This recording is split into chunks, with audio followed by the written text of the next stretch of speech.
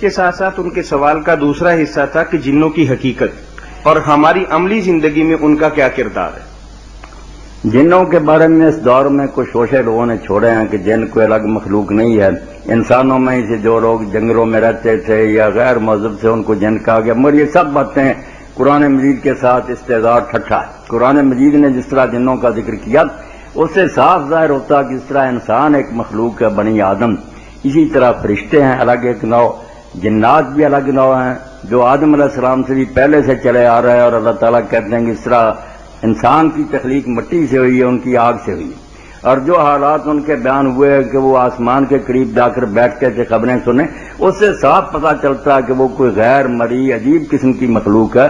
اس کا انکار نہیں کرنا چاہیے اور نہ اس میں کوئی استحالہ. کون سی انہونی بات اگر جراثیم لوگ مانتے ہیں جو یہ نہیں دیکھتے، ڈاکٹر حضرات دیکھتے مگر ان کے کہنے پر مانتے.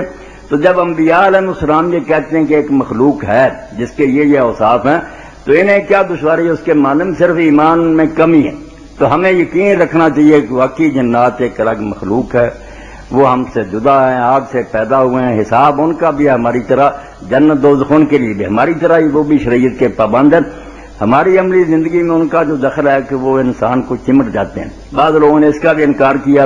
اور قرآن مجید کی جو صاف آیت تھی کہ آدمی جو سود خور ہے وہ قیامت کے دن اٹھے گا اس طرح جیسے وہ آدمی اٹھتا ہے جس کو یتخبط الشیطان من المس، جن چمٹ کر اس کو پاگل بنا دیتا، صاف لفظ سے. مگر اب یہ کہتے ہیں نہیں، یہ چونکہ عرب ایسا سمجھتے تھے، اللہ نے ان کے خیال کو سامنے رکھ کر کہہ دیا کہ وہ دیوانے کو کہتے ہیں جس کو جم. نہیں، یہ بات غلط ہے. اگر عربوں کا یہ خیال غلط تھا تو اللہ تعالیٰ نے جیسے دوسرے احکام کی تردید کی ہے اس وہم کی بھی تردید کرتا کہ یہ ان کا خیال غلط ہے. آدمی خبتی جنوں کے چمٹنے سے نہیں ہوتا. اس لیے قرآن کے یہ الفاظ صاف گواہ ہیں کہ جن جو ہے انسان کو چمٹ جاتا ہے اسی طرح جیسے جراثیم سے بیماریاں پیدا ہو جاتی ہیں. یہ بات بھی ماننی چاہیے اور اس کو نکالنے کے لیے بھی نیک لوگوں نے عمل لکھے ہیں. اور اللہ کے فضل سے ان کے جو عامل ہیں وہ جب عمل کرتے ہیں تو ان کا اثر ظاہر بھی ہو جاتا.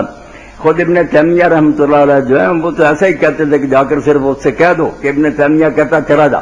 وہ اتنے بڑے موحد تھے، اللہ پر ایسا توکل اور بھروسہ تھا کہ ان کے اس کہنے سے جن جو تھا دفع ہو جاتا تھا. تو ان چیزوں کا انکار نہیں کرنا چاہیے اور نہ توہم پرستی ہونا چاہیے کہ بیمار ہوا علاج نہیں کرایا یا کسی نے مکاری کی ہوئی ہے، بچے بچی نے وہ فرار سے بنا ہوا ہے بیمار، تو اس کو بھی نہیں سمجھنا چاہیے کہ جن یہ علاج کرانا چاہیے.